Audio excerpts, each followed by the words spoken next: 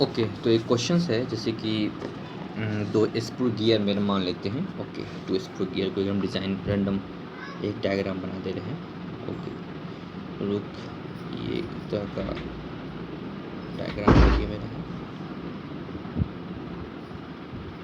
तो दूसरा जो गियर मेरा है वो यहाँ है। Okay,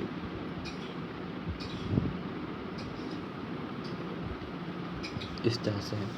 This is rotating this direction, this direction, this directions. Okay, and this is rotating the angular velocities. Suppose this is omega 1 and this is omega 2. तो इस सब का डायमीटर अलग अलग होगा।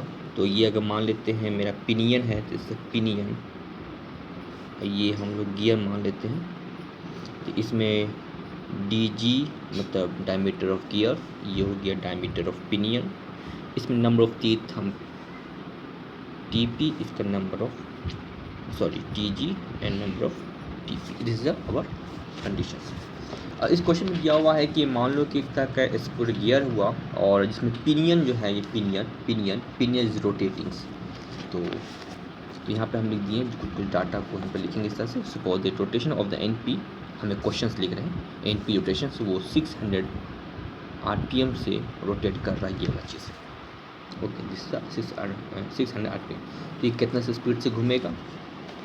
ओके, उसके बाद ये देख रहे हैं कि जो NPS घूम रहा है मेरा NPR, और जो ये दोनों में ट्रांसमिशन है, ये एक शाफ्ट है यहाँ पे, एक शाफ्ट यहाँ पे है, तो ये रोटेट कर रहा है 600 RPM। अगर NP इसका 600 दिया हुआ है तो इसका NG कितना होगा, क्वेश्चन मार्क।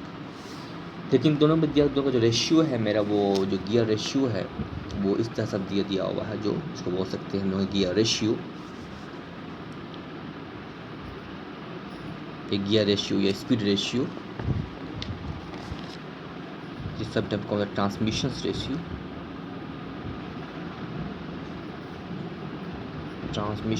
दिया हुआ है 4:1 कर दिया हुआ है। ओके, और जो गियर मेरा है जैसे पिनियन, वो जिस चीज़ से बना, वो कास्ट आयरन से बना हुआ है। ओके, या ब्रॉन्ज से बना हुआ हो क्या, दो अलग अलग चीज़ों से बना हुआ मेरा है। तो अगर पिनियन मेरा ब्रॉन्ज से बना हुआ होगा तो इसका स्ट्रेंथ 84 मेगापास्कल दिया हुआ होगा, बेंडिंग स्ट्रेस। और गियर अगर मेरा बना हुआ है कास्ट आयरन का, तो उसका जो स्ट्रेंथ हो क्वेश्चन में दिया रहेगा 105 मेगा पास्कल। ओके, अब इसका कुछ डाटा और दिया हुआ है कि सपोज दैट कि जो पिनियन है मेरा, उसमें लगभग जो नंबर ऑफ टीथ है वो 16 है। तो TP is equal to 16। Okay, और जो जिस एंगल से बना वो 20 डिग्री फुल डेप्थ से बना हुआ है मेरा। ओके, जो मॉड्यूल है वो 8 mm का दिया हुआ है। ओके, और जो फेस विड्थ है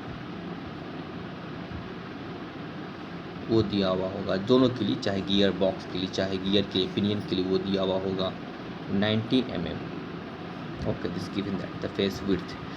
अब निकालना क्या चाहिए, पावर ट्रांसमिशन की, कितना पावर ट्रांसमिट करता है मेरा है। पावर ट्रांसमिशन, इसका फॉर्मूला होता है T/pitch velocities. Okay, this are pitch velocities. तो वे V is equal to pitch velocities. How can we calculate pitch velocities? Can we calculate? Because यहाँ पे मुझे क्योंकि ये इसका मुझे पता है ओमेगा, तो इस तरह से पिच में जहाँ पे टकराया मेरा, इस तरह से कितना इसका वेलोसिटी हुआ, तो ये होगा angular velocity bye pinion into RT for pinion. Okay, for pinion के लिए। तो इसको सॉल्व करेंगे तो क्या निकल जाएगा, मैं अब solving this equation right this DP/NP by 60। Okay, diameter of pinion NP, तो NP मुझे पता है, डायमीटर और DP मुझे पता है कि नहीं पता है, तो how can you find it. तो डायमीटर को हम निकालने का तरीका होगा, जब मेरे पास मॉड्यूल दिया रहता है, तो इसके मदद से हम डायमीटर निकाल सकते हैं। तो diameter equal to module into is the number of teeth of pinion. तो ये सब थ्योरी मशीन्स में तो डिस्कस किया गया होगा। तो मॉड्यूल हो गया मेरा कितना 8 और नंबर ऑफ टीथ हो गया तुमको 16। ओके, तो यहाँ पर 16 पुट कर दिए 180 mm। ओके, इसको चेंज कर सकते हो मीटर में 0.12 मीटर, इसका आंसर आ गया। अब इस चीज़ को तुम यहाँ पे पुट कर सकते हो, तो मैं क्या होगा निकलेगा पिच वेलोसिटी, तो वो निकल जाएगा पाई 3.14, dp हो गया 0.128, nt हो गया मैंने कितना दिया हुआ 600 rpm। ओके, 600 rpm दिया हुआ है np का, एंड डिवाइड बाय 60, सॉल्व कर रहे 4.02 मीटर पर सेकेंड, ये मेरा कंडीशंस हुआ। और क्योंकि ये मेरा एक जो वेलोसिटी हुआ, अब इसके बाद हमको क्योंकि इक्वेशंस को सॉल्व करना है तो कुछ ज़रूरत पड़ता हमारा है। ओके, कि हम कैसे निकाल सकते, तो हमको एक ज़रूरत पड़ता है वेलोसिटी फैक्टर का ज़रूरत पड़ता है हमको, है वेलोसिटी फैक्टर में कितना का वेलोसिटी हम ले सकते हैं मैक्सिमम और मिनिमम कितने रेंज के बीच में लेते हैं। तो वो एक फार्मूला होता है स्टैंडर्ड, वो क्वेश्चन दिया रहेगा कि हमको इसका यूज़ करना है। ओके, इसका यूज़ करना है हमको, तो ये चीज़ क्वेश्चन में दिया रहेगा। Okay,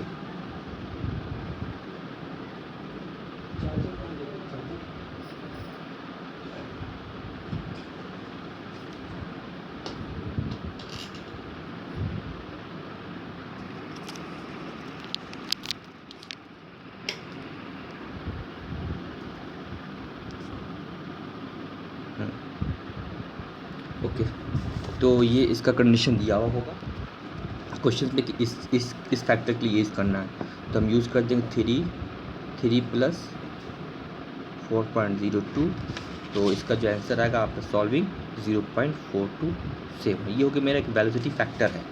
okay, it's not a velocity, its velocity factors यहाँ पर है। तो अब ये यहाँ तक होने के बाद अगला स्टेप मुझे ये उठाना है कि मुझे कौन सा क्या चीज़ लेना है। ओके, तो देयरफॉर यूजिंग अब लुईस इक्वेशन यूज़ करना होगा मुझे। तो सबसे पहले देखना होगा, निकालना होगा यूज़ फैक्टर, जो फॉर्म फैक्टर होगा वो निकालना होगा 0.54 माइनस 0.192 बराबर TP। ये भी दिया रहेगा कि इस फैक्टर का यूज़ करना, ये दिया रहेगा, ये भी दिया रहेगा कि किसका यूज़ करना, सबको पुट कर दो 0.14 माइनस 0.19, T हो गया 416, इसको सॉल्व करो कितना है 0.097। ओके, 0.097 आ गया। देन अब ये निकला पिनियन के लिए YP, अब निकालना है गियर के लिए, तो 0.14 माइनस 0.192 और TG कैसे निकलेगा मेरा, तो 0.14 माइनस 0.192 TG निकलेगा। जस्ट हम लोग यूज़ करेंगे नंबर ऑफ टीथ। ओके, क्योंकि हमारा जो वेलोसिटी रेशियो दिया हुआ मेरा है, यहाँ पे देखो एक वेलोसिटी रेशियो दिया हुआ होता है ये चीज़, तो इसकी मदद से हम लोग निकाल सकते हैं। तो you just using that gear for pinion, अगर हम लोग पिनियन बाई गियर यूज़ करेंगे तो teeth of G by teeth of pinion, ये इक्वेशन यूज़ करते हैं हम लोग। ओके, तो ये मेरा दिया हुआ है, ये मेरा दिया हुआ है। ओके, ये दिया हुआ, ये कैसे निकलेगा मेरा। ओके, जस्ट इसी को हम यूज़ करके हम इसको सॉल्व कर सकते हैं। तो इसका जो रेशियो दिया हुआ है मेरा वो 1/4 दिया हुआ है, तो 4/1 equal to TG by TP। Okay, तो TG निकल जाएगा मेरा 16/4। ओके, दिस इज गिवन, तो मेरा TG निकल गया 16/4। तो इसको सॉल्व करने पर मुझे आंसर आएगा वो 0.14 निकल गया। आफ्टर ऐसा करने के बाद ये दोनों डाटा निकालने के बाद अगला स्टेप उठाना, वो चेक करना होगा कि मुझे कौन सा फॉर्म फैक्टर यूज़ करना होगा मुझे। तो उसके लिए हम जो दोनों का जो स्ट्रेंथ है, एक का 44 है, एक का 105 है, दोनों में वीक कौन होगा, पिनियन वीक है कि गियर वीक होगा, वो चेक करना होगा। चेक करने का तरीका ये है मेरा लिए कि हम पहले फॉर पिनियन के लेंगे, पिनियन इंटू YP, इसको देखेंगे। इसका जो इक्वेशन सॉल्व करेंगे तो कितनी 84 इंटू 0.097, इसका आंसर आएगा 8.14। ओके, फिर चेक करेंगे हम लोग Y गियर के लिए इंटू Y गियर के लिए, तो इसको सॉल्व करेंगे, इसका आंसर जो निकलेगा 105 इंटू 0.14 ये चीज़ जो है, तो इसका आंसर निकलेगा मेरा 114.47। तो दोनों में कम किसका आ रहा है? दोनों में कम कौन आ रहा है? कम आ रहा है ये। इसका मतलब मेरा पिनियन कमज़ोर है, तो जो मेरा पिनियन कमज़ोर होगा उसी में लुईस इक्वेशन यूज़ होगा। तो लुईस इक्वेशंस जो यूज़ होगा फॉर पिनियन के लिए होगा, क्योंकि पिनियन वीक हो, इससे हम लोग चेक करते हैं कि कौन सा वीक हुआ। जब पिनियन मेरा वीक हो गया, जब पिनियन वीक हो गया तो हम लुईस इक्वेशन जो मैं था, क्या था मैं लुईस इक्वेशंस, तो जो मेरा जो फोर्स था, मेरा फोर्स WT वो निकल जाएगा। फॉर पिनियन के लिए यूज़ करेंगे B पाई, जो प्रीवियसली क्वेश्चन में सॉल्व किए थे, Y and MP this equations. Okay, ना सॉल्व कर दो इसको तुमको। लेकिन याद रखना है क्योंकि इसमें हम लोग एक देखना होगा कि कितना मैक्सिमम हम ले सकते हैं। तो मैक्सिमम हम एक फैक्टर का भी, इसमें फैक्टर का भी इस्तेमाल करते हैं हम लोग हैं। ओके, कितना फैक्टर हम लोग जा सकते हैं। तो ये पिनियन है, ये जो पिनियन हुआ इसमें से हम लोग इस वेलोसिटी फैक्टर को यूज़ करके यहाँ पर वेलोसिटी पावर के साथ जगह मेरा, तो हम यहाँ पे यूज़ कर सकते हैं इस चीज़ को हम लोग।